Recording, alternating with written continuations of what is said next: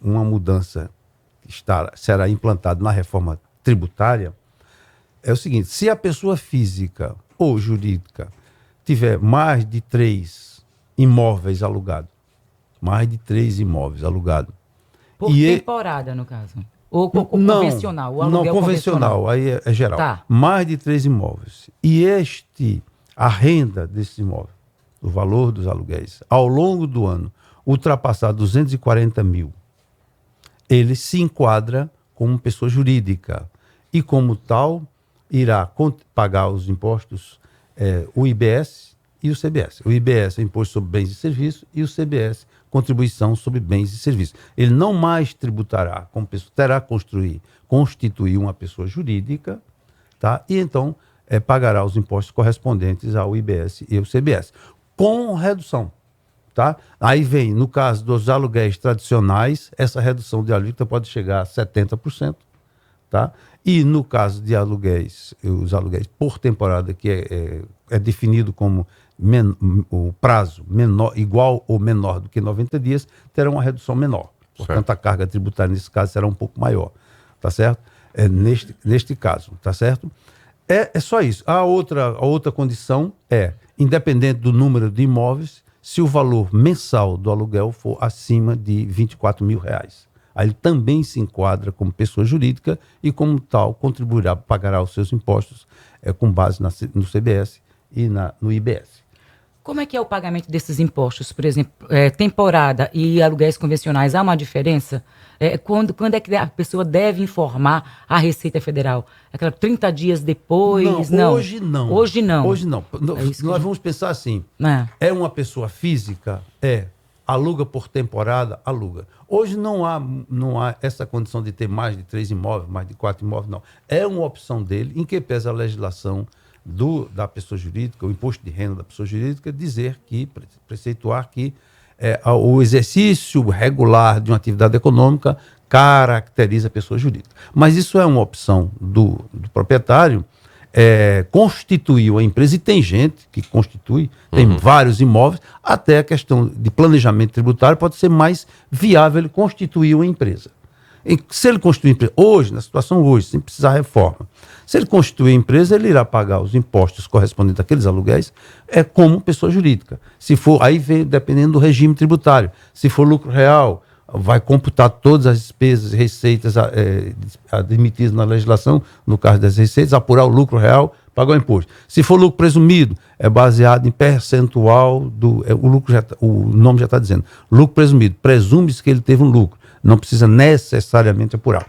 Se for pessoa física, pagará o imposto de renda, na sua declaração de imposto de renda, como pessoa física admitido, como é uma atividade que não tem vínculo trabalhista, ele pagará, tem um regramento próprio, admitirá despesas escrituradas em livro caixa, etc. Até porque o proprietário declara e também o inquilino declara. Tem uma particularidade. E é por isso que as pessoas pensam que rendimento de aluguel é isento. Não é e nunca foi. Por quê? Porque para o inquilino, para o locatário, ele não é dedutível. Então, como não é dedutível, muita gente não relaciona na ficha de declaração do imposto de renda da pessoa física na relação de pagamentos. Porque ele diz assim, olha, como não é dedutível, eu não aproveito essa dedução, não vou declarar. E o proprietário fica com a impressão de que este rendimento é isento. Não é. Rendimento de aluguel não é isento, nunca foi.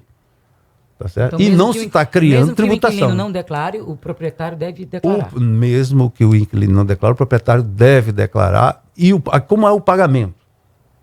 Você falou há pouco no pagamento.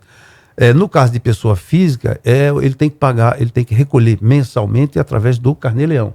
E o vencimento é no último dia útil do mês seguinte.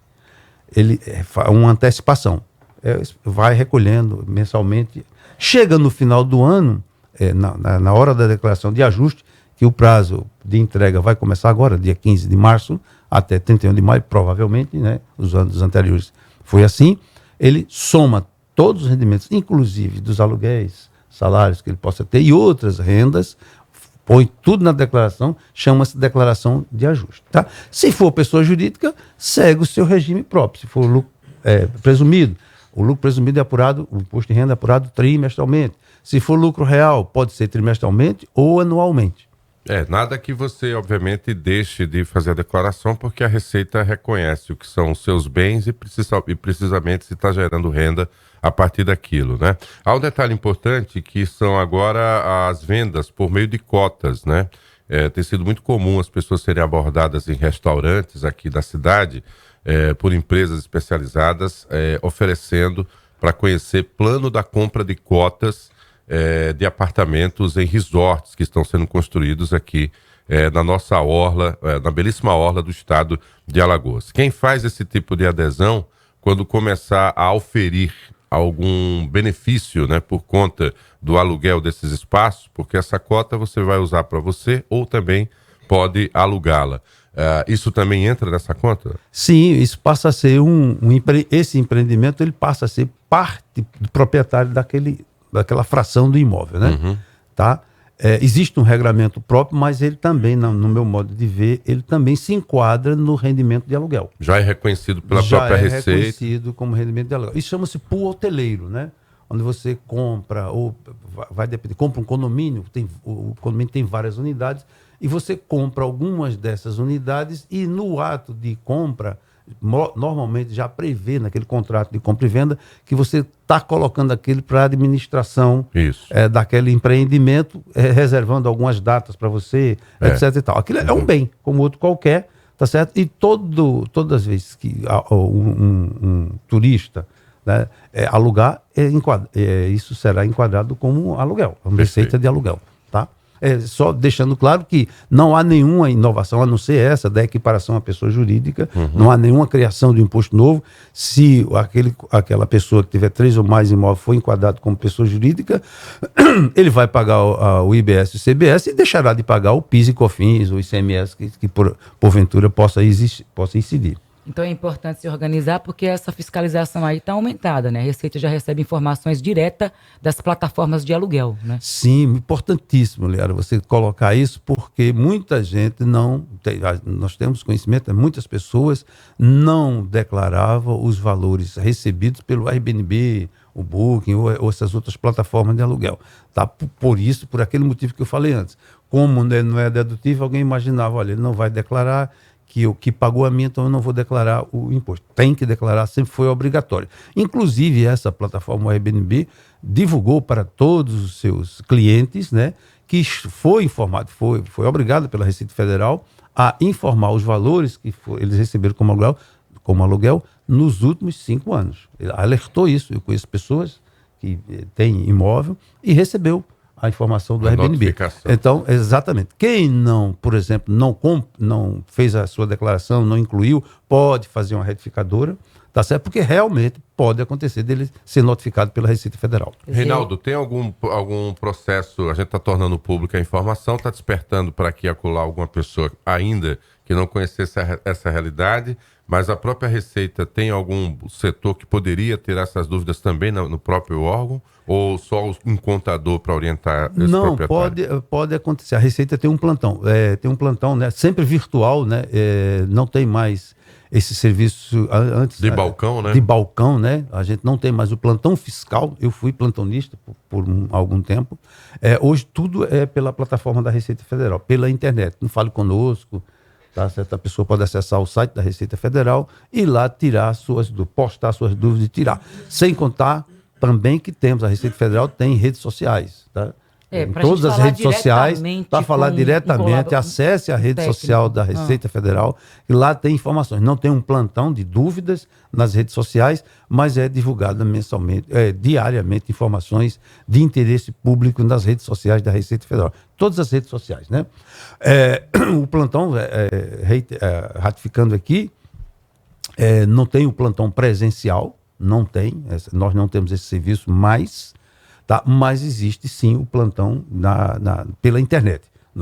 No Fale Conosco, no chat da Receita Federal, a pessoa pode postar a sua dúvida lá, algum esclarecimento que queira ter, para exatamente evitar ser levado a essas crenças que estão sendo divulgadas na internet aí. Pois é, e mais importante do que o que você recebe, né, via aplicativo de mensagem, é procurar fontes, obviamente, jornalísticas especializadas, onde com certeza um companheiro, um profissional, fez lá o relato correto do que é que está ocorrendo, e principalmente no site da própria Receita, que tem uma boa interatividade também com o cidadão em todo o país. O Reinaldo Almeida deverá voltar aqui, se a nova delegada... Desculpa interromper, só uma pergunta. A partir de março já as pessoas podem fazer a declaração? A previsão é que a partir de março, em meados de março, já se inicia o prazo de entrega da declaração de imposto de renda da pessoa física, agora do exercício 2026, lembrando que se refere a fatos geradores que ocorreram em 2025. Isso. Ok, então, muito obrigada pela mais uma sua participação, esclarecimentos importantíssimos, né? Tirando as dúvidas aí de muita gente, agradecendo então a participação do auditor da Receita Federal, ex-delegado, recentemente aí, e auditor da Receita Federal, Reinaldo Almeida. Valeu, obrigada. Valeu, até a próxima. Estamos à disposição. 7h18, vamos para um rápido intervalo comercial.